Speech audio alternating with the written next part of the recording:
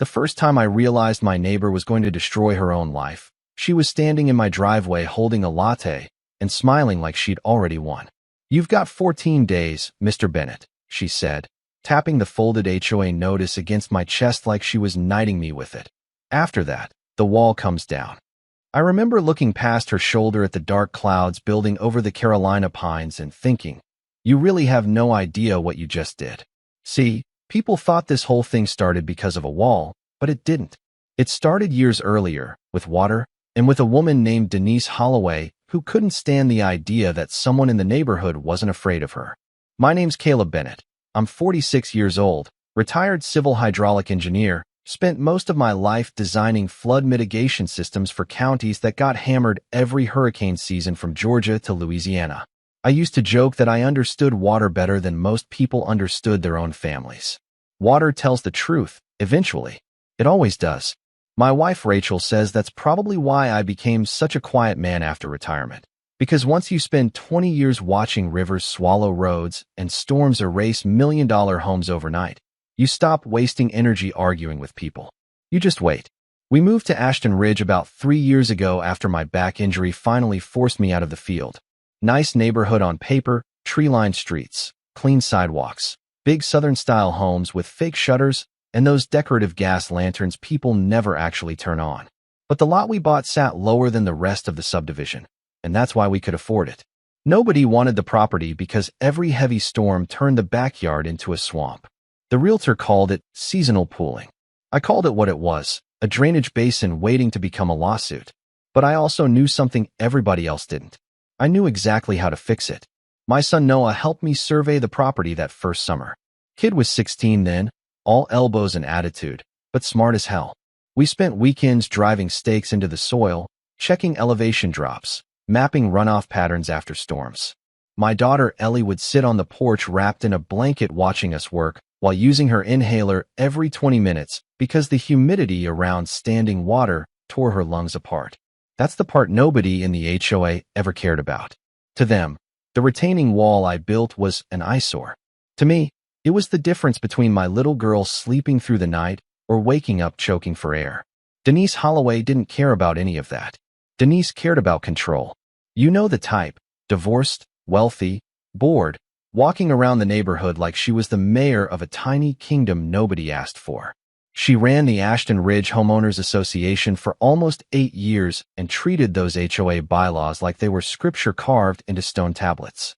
She fined people over mailbox colors, grass height, basketball hoops, Christmas lights left up too long. One family down the street moved out because she kept citing them over a wheelchair ramp for their disabled father. That's the kind of woman she was. The first time she came onto my property, she didn't even introduce herself. She just stood there staring at the retaining wall while Noah and I were mixing concrete. "That color isn't approved," she said. Not hello, not welcome to the neighborhood. Just that. I wiped sweat off my face and looked over at her. "Afternoon to you too." She ignored it. HOA guidelines specify sandstone beige for all visible structures. I glanced at the section she was pointing at. One little corner we'd painted dark brown because Noah grabbed the wrong bucket from Lowe's. Truth is, I left it there on purpose. Rachel figured that out later and asked me if I'd done it intentionally. I told her, some people need bait before they walk into the trap. Denise filed the violation notice 3 days later. $500. Most people would have repainted the wall and moved on, but Denise didn't want compliance. She wanted surrender. And once she realized I wasn't intimidated by her, things got personal real fast. She started posting pictures of my property in the community Facebook group, calling the wall a visual blight. At HOA meetings, she'd make little comments about certain residents thinking they're above neighborhood standards. Folks would look down into their laps while she talked because nobody wanted to become her next target. But here's what nobody knew. While Denise was obsessing over paint colors and property values, I'd already discovered something buried underneath the edge of her yard. Something that explained exactly why her basement had stayed dry for all those years while every other house downhill flooded during storms. And once I understood what she'd been hiding underground, I realized this was never going to end with a fine. It was going to end with somebody losing everything. I found the pipes by accident, and honestly, if Denise hadn't pushed so hard to tear down my wall, I probably never would have gone looking. About a week after the HOA voted to force demolition, I was outside checking moisture levels near the north side of the property when my steel probe suddenly hit something hollow underground. At first I figured it was old irrigation line, maybe leftover construction debris from when the subdivision got built 15 years ago. But then I heard it. This low mechanical vibration humming through the soil like a diesel engine buried under mud. I remember kneeling there in the grass while rain clouds rolled overhead thinking, that doesn't belong here. So I started digging. Not much, just enough to expose part of the line. 8-inch industrial PVC. Commercial grade. Way too large for residential runoff. And every inch of it angled downhill toward my property. Toward the basin. Toward my house. I stood there staring at that pipe for a solid minute before I started laughing. Because suddenly everything made sense. Denise's house sat uphill from mine. Highest lot in Ashton Ridge. But she had a finished basement with imported hardwood flooring and some ridiculous custom wine cellar she bragged about at neighborhood parties. Problem was, uphill properties collect groundwater pressure like crazy during hurricane season. Whoever built that mansion years ago must have realized the entire slope underneath her foundation was saturating every time heavy rain came through. So somebody installed a private underground pump system to redirect the water downhill. Into my yard. Illegal as hell, by the way. In a federally mapped flood zone, you can't alter natural drainage patterns without permits, environmental review, engineering oversight. The fines alone can ruin you. And Denise either never knew or never cared. As long as her basement stayed dry, that was good enough for her. Here's the funny part though, my retaining wall had accidentally become the only thing preventing her system from catastrophically backflowing under pressure. That wall wasn't just protecting my house anymore. It was protecting hers too. The second I realized that, I stopped arguing with the HOA completely. Rachel noticed it first. "You're being way too calm," she said one night while we were lying in bed listening to thunder roll outside. "That woman is trying to bulldoze months of work and you're acting like you already know how this ends." I stared up at the ceiling fan spinning in the dark and said, "Because I do." She turned toward me. "Caleb, trust me." And she did. God bless that woman, she always did. The demolition crew showed up the following Monday around 8 in the morning. Big yellow excavators, jackhammers, 3 contractors wearing neon vests like they were heading into a war zone. Denise arrived 10 minutes later in white jeans and sunglasses carrying one of those overpriced coffees with foam art on top. She walked across my lawn smiling so wide you'd think she was attending a ribbon-cutting ceremony. "Last chance to stop this peacefully," she said. I looked at her and almost felt bad for what was coming. Almost. "Actually," I said, pulling a folder from under my arm. "Before your guys start tearing into a hydraulic structure on my property, I just need one signature." She frowned. "What now?" "Liability acknowledgement. Standard procedure." That part wasn't entirely true, but it sounded official enough. Her attorney, this skinny kid fresh out of law school, stepped closer trying to read the document over her shoulder. I could literally see concern creeping across his face. "Ms. Holloway," he started saying, "maybe we should review." She snatched the paper out of his hands. "Oh, for God's sake." Then she signed it. Fast. Arrogant people always sign fast. I still remember the scratching sound of her pen moving across the page while rain started misting down around us. That signature transferred responsibility for all resulting hydrological consequences tied to the demolition. Every flood shift, every drainage disruption, every structural outcome, all hers. She handed the paper back and smiled. "There. Happy." "Very," I said. The kid lawyer looked sick. The wall came down in under 5 hours. Noah wouldn't even watch after the first hour. He just disappeared into the garage and started lifting weights like he was trying to deadlift his anger through the concrete floor. Ellie stood at the upstairs window, clutching her inhaler, while Rachel made coffee she never drank. And me? I just stood there in the rain watching months of engineering collapse into mud, while Denise practically glowed with satisfaction across the yard. At one point, she actually raised her coffee cup toward me like we were toasting at a wedding reception. "Maybe next time you'll follow community standards," she shouted over the machinery. I nodded. Maybe. What she didn't know was that by then, I'd already filed paperwork with the county engineering office, the state environmental agency, and my insurance provider. I documented everything. The HOA order, the signed liability transfer, the flood maps, the drainage surveys, every single thing. I even sent copies certified mail because I wanted timestamps on everything. See, people think revenge is loud. It usually isn't. Real revenge is paperwork. Real revenge is patience. Real revenge is giving someone every opportunity to stop digging before they bury themselves alive. About 10 days later, Denise announced she was hosting the annual Ashton Ridge summer party in her backyard. Biggest social event of the year. Caterers, live jazz band, wine tents, the whole rich suburban circus. Rachel asked me if we were seriously going after everything that happened. Absolutely, I told her. Why? She asked. I looked outside toward the dark line of storm clouds building over the horizon again. Because I want a front row seat. By then the weather reports had everybody nervous. Tropical storm Helena formed off the Atlantic earlier that week and kept strengthening faster than predicted. Category 1 became Category 2, then Category 3 in less than 36 hours. The local news stations started running non-stop coverage.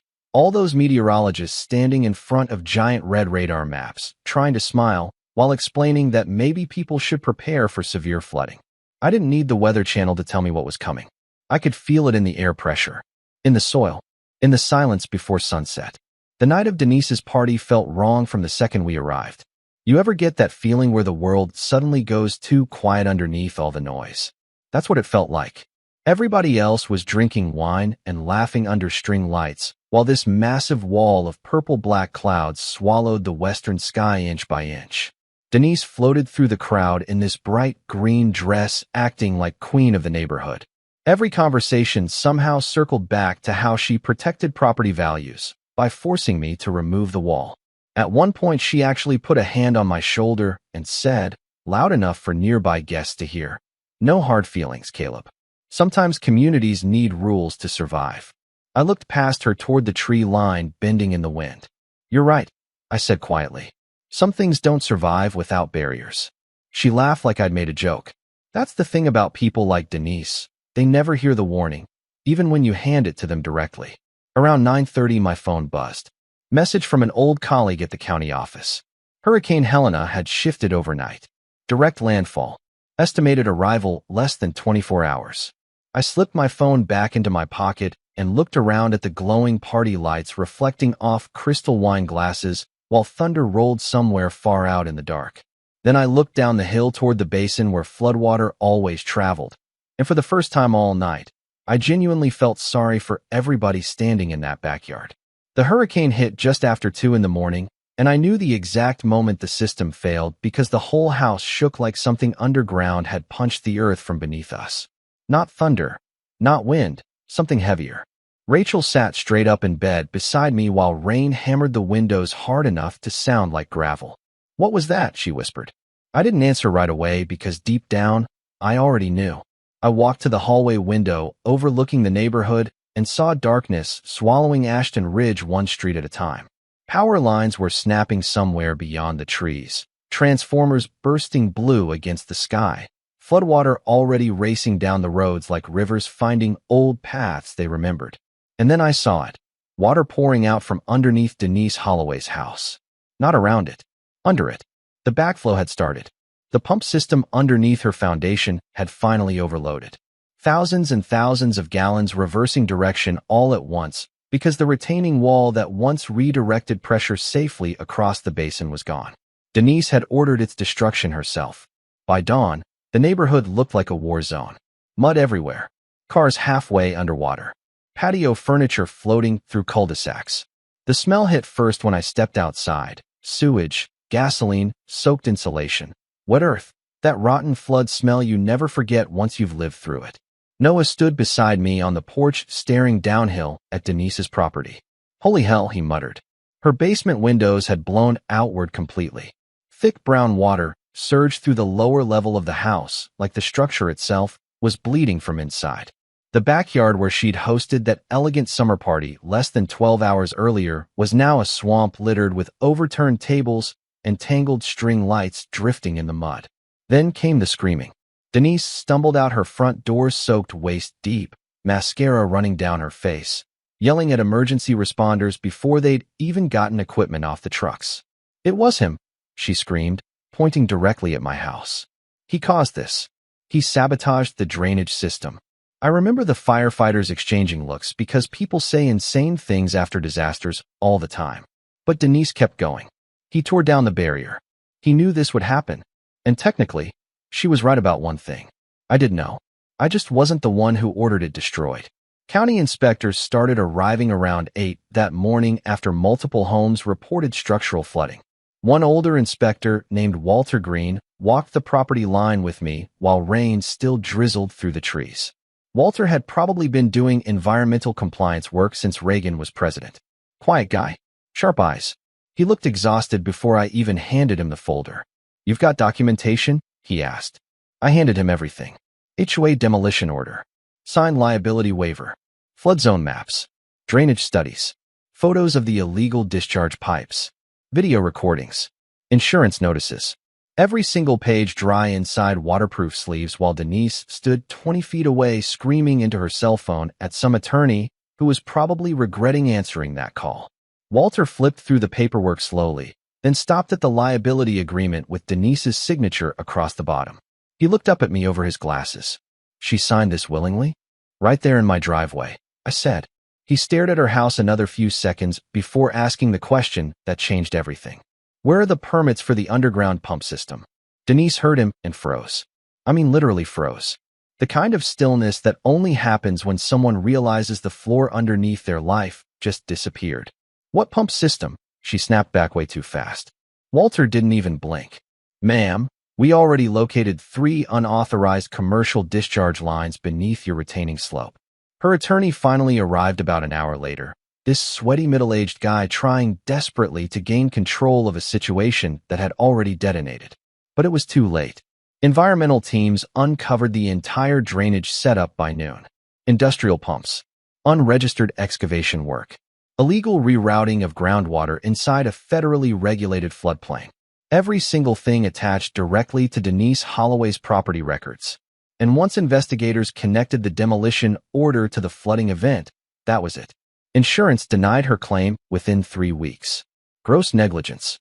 Unauthorized environmental modifications. Assumption of liability. Those phrases started showing up everywhere. Then the lawsuits hit. For neighboring families sued the HOA. Denise got hit personally.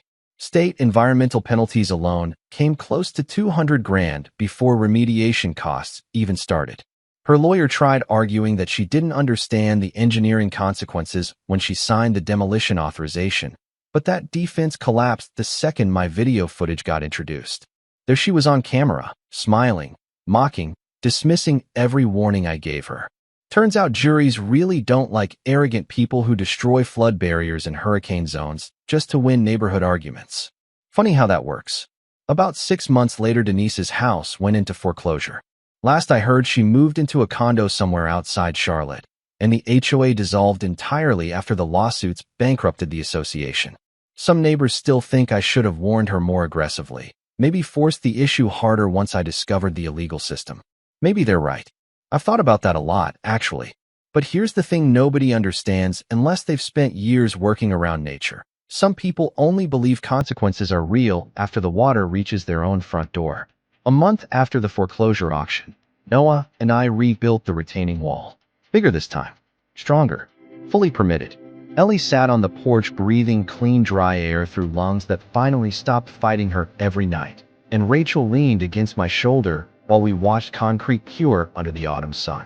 And every now and then, especially when storm clouds rolling over the trees, I still think about Denise standing in my driveway with that stupid coffee cup smiling like she'd already won. Truth is, she probably could have stopped the whole disaster at any moment. All she had to do was listen. But pride makes people deaf. And water doesn't care about pride. So now I want to ask you something.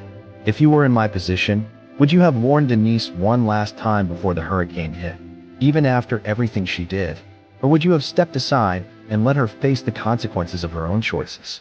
Let me know in the comments, because honestly, after all these years, I still don't know if I did the right thing.